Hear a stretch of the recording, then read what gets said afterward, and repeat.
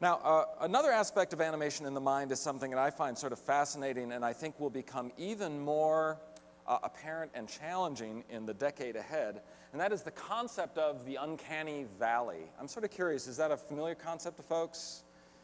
Yeah, the uncanny valley was a phrase, and I'm going to make sure that I credit the folks right here. It was originally intended to provide an insight in the human psychological reaction to robotic design. The concept expressed by this phrase is especially valuable when talking about computer animation aesthetics. Stated simply, the idea is that if one were plot an emotional response against the similarity to human appearance and movement, the curve is not a steady upward trend. Instead, there's a peak shortly before one reaches a completely human look, and then a deep chasm plunges below neutrality into a strongly negative response before rebounding to a second peak where resemblance to humanity is complete. This chasm, the Uncanny Valley of Dr. Mori, which is really a cool film title now that I say that, isn't it? The Uncanny Valley of Dr. Mori. This is the point where a person observing a creature or object in question sees something that is nearly human but just enough off-kilter to seem eerie or disquieting. No editorial comment intended by putting Fiona up there. All right, there is an editorial comment intended. I think that we're in an interesting place talking about animation in the mind where performance animation in particular, we've seen Beowulf, for instance, as a very realistic set of human characters. We're in a place where the uncanny valley is creeping up on computer animation faster and faster, and I'm not sure we're going to get out of the, I love this, why is corpse higher than zombie? Well, there is Corpse Bride, living corpse. There it is, Corpse Bride, the ultimate animation uncanny valley. The idea that animation now has these capabilities with computer animation to deal with issues of, okay, you want to design a character to look realistic, well, be careful, because if you go too realistic, it might literally be very off-putting to an audience and very hard to embrace.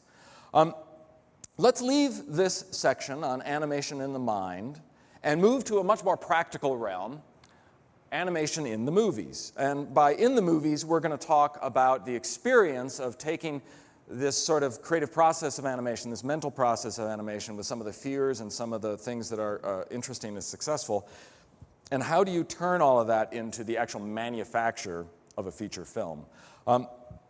Let me share with you the mantra which makes everybody crazy, especially at DreamWorks. Trust the process. Anytime you complain about something, it's like, oh, trust the process. Which sounds like a bit of Scientology, but it's just animation. It's just this incredible method we have for doing films. A typical live-action studio will put out about 3 dozen movies in a year. Of those 3 dozen, and actually 2 dozen to 3 dozen, of those 2 to 3 dozen, only a few will make a profit. In fact, the studios with their creative accounting will claim 5% make a profit. Actually, here's an aside, because I found this on the internet. I couldn't believe this. Winston Groom is the author of Forrest Gump. He wrote Forrest Gump. He sold it to the movies. He had a great back-end profit participation, and they told him, hey, it made nothing.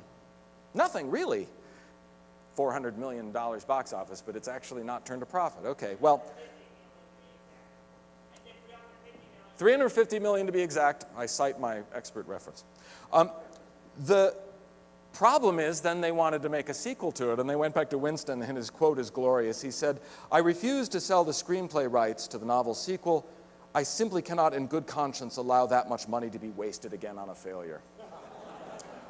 So with that kind of percentage, 5% making a profit, let's double it to 10%, or say what I think is more realistic from my own looking at it, about 1 in 8 live-action pictures makes a profit.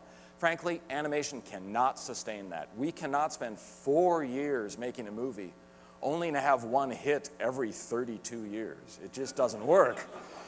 So our process is to literally make the film 8 times. And I kid you not. When we make one of these movies, we make it and remake it and test it. And that process is a storyboarding process that allows us to constantly learn before we have to commit to the 300 people or more, 350 people it would take to actually finish the feature film.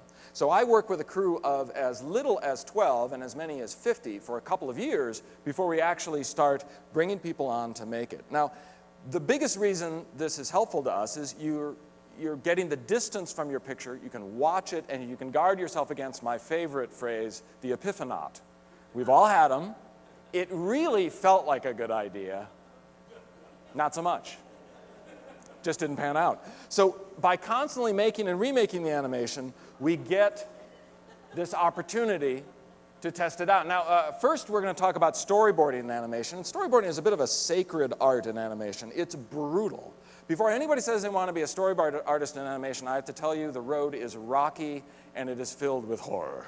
You spend 3 weeks taking a script, 3 pages of script. I'll spend 3 weeks and I will board every single shot in it and I will show it to the directors. And inevitably, you learn so much from it that you go, well, what about if that shot were there and that were there? And let's rewrite that line. And I don't think that character's working. Do we even need this scene? And the poor story artist walks back to the drawing board and starts over again. Trusted the process and moved on. Now, trusting the process sometimes backfires.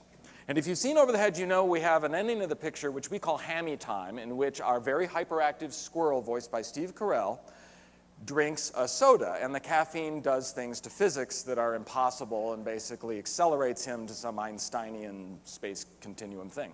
So we boarded this, and as story artists and as the director, we were crying with laughter, and it was the opposite direction. We showed it to Katzenberg, and he went, I don't get it. So we said, oh, it'll be really great, it'll be good, just trust us, please. Let us take it in the layout. We'll show you in layout. It'll be really good. Layout's where we go into the computer and everything kind of blocked in. It'll be good. And he's like, all right, all right. So we did it in layout. We showed it to him. We're busting a gut. It is the funniest scene. It flatlines. Katzenberg at this point is going, I think you've made an intellectual concept. I don't think an audience is going to follow you. Well, you only get a couple of silver bullets with the studio. You know, this was my 3rd film, so I had like a nice shiny one, and I did actually go to the mat, and I said, I think this concept is really strong. I think it's going to work. Let's render it, which is incredibly expensive to animate and render and then cut out of the film, but I really believe in it. And sure enough, our first test audience was one of the highlights of my filmmaking life. Not only did they get it, but the first wave of the audience was all high-pitched laughter. In other words, the kids got it. And every time I saw the movie, and no, I actually didn't see it that much because you hate the movie by the time it's done. But I saw it 4 or 5 times with an audience, and every time it would be hee hee hee hee hee, and then as the kids explained it to the adults, and then the adults. But that being said, I wanted to share with you this set that takes us from storyboard to layout to final. Okay, Hammy.